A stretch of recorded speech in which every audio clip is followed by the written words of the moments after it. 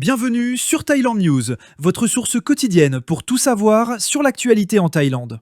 Dans l'édition d'aujourd'hui, fuite massive à la frontière thaïlando-birmane. Plus de 1500 étrangers fuient le Myanmar. Le scandale du prince Andrew en Thaïlande. Super pleine lune pour Loy Krathong 2025.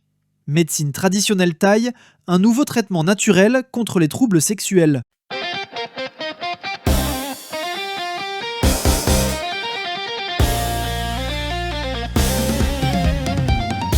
Attaque, les forces thaïlandaises surveillent étroitement la frontière avec la Birmanie. Plus de 1500 étrangers ont fui la zone économique spéciale de KK Park pour se réfugier en Thaïlande. L'armée birmane aurait repris le contrôle total du site, provoquant la panique parmi les investisseurs, les employés liés aux jeux d'argent et de nombreux travailleurs étrangers. Depuis le 22 octobre, l'exode s'intensifie à Mae Sot. La force Naresuan, unité du Royal Thai Army, a renforcé ses patrouilles le long de la frontière. Elle a également déposé une protestation officielle auprès du comité frontalier Thaï-Myanmar, demandant à Naypyidaw d'éviter toute démolition risquant de blesser les habitants des deux côtés. Selon le centre de commandement frontalier, 1595 personnes ont traversé vers la Thaïlande. Parmi elles, 465 Indiens, 220 Philippins, 185 Chinois, 151 Vietnamiens et 130 Éthiopiens. Les autres viennent de plus de 20 pays, dont le Kenya, le Pakistan, le Népal, l'Ukraine, l'Indonésie, le Laos et l'Afrique du Sud. Les contrôles se sont déroulés au poste du pont de l'Amitié et au commissariat de Mae Sot. 680 étrangers ont été poursuivis. 439 ont été condamnés à une amende et expulsés, 241 emprisonnés. 32 Thaïlandais ont également été sanctionnés pour infractions liées. 23 personnes ont été identifiées comme victimes potentielles de traite humaine, dont 18 intégrées au processus national de protection. Tous les nouveaux arrivants ont été soumis à des contrôles de sécurité et de santé publique. Ils restent sous la surveillance des services d'immigration et de l'unité Ratchamanhu le long de la frontière de Tak. L'ancien prince Andrew, aujourd'hui déchu de tous ses titres, aurait fait venir 40 prostituées dans son hôtel 5 étoiles à Bangkok lors d'un voyage officiel financé par les contribuables britanniques. C'est ce qu'affirme son biographe, l'historien Andrew Lawnie. Selon lui, le prince aurait rencontré ces femmes sur une période de 4 jours durant une mission censée représenter le Royaume-Uni en Thaïlande. Plusieurs sources, dont un haut responsable thaïlandais, confirment les faits. Ce voyage n'était qu'un parmi de nombreux déplacements qu'Andrew effectuait aux frais de l'État lorsqu'il était envoyé spécial du commerce britannique au début des années 2000. En 2001, à 41 ans, Andrew traverse une crise de la quarantaine. Il profite de ses fonctions pour multiplier les voyages et les rencontres féminines en ajoutant systématiquement 2 semaines de temps privé à ses missions officielles. Lawnie dénonce ce qu'il appelle une véritable conspiration du silence autour du prince.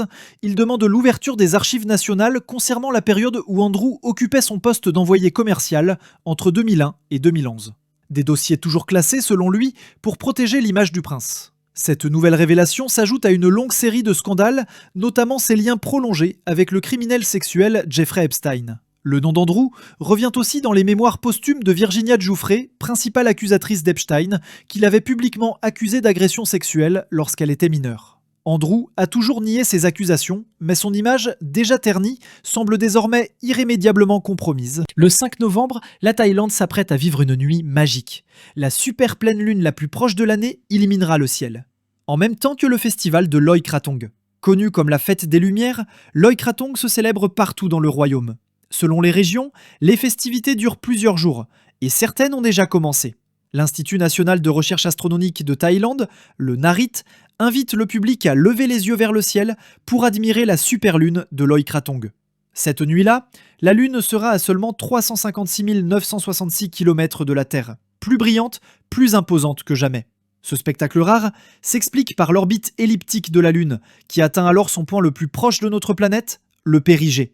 Elle se lèvera vers 17h30 et restera visible toute la nuit. Pour l'occasion, le NARIT installera gratuitement des télescopes dans 5 sites du pays, le parc astronomique Sirindorn à Chiang Mai et les observatoires de Cha Chong Sao, Kon Kaen, Nakhon Ratchasima et Songkhla. Les observations seront possibles de 18h à 22h. Mais cette édition de Loy Krathong aura aussi une portée symbolique. Une cérémonie rendra hommage à la reine-mère Sirikit, décédée le 24 octobre, pour honorer ses contributions à la nation. Les participants sont invités à porter des couleurs sobres et respectueuses. Entre tradition, hommage et beauté céleste, Loïc Kratong 2025 promet d'être l'un des plus inoubliables de ces dernières années. Un nouvel espoir pour la santé sexuelle. Le département de la médecine traditionnelle et alternative a lancé un programme pilote à l'hôpital Fra Adjarn Fan à Charo, dans la province de Sakon Nakhon.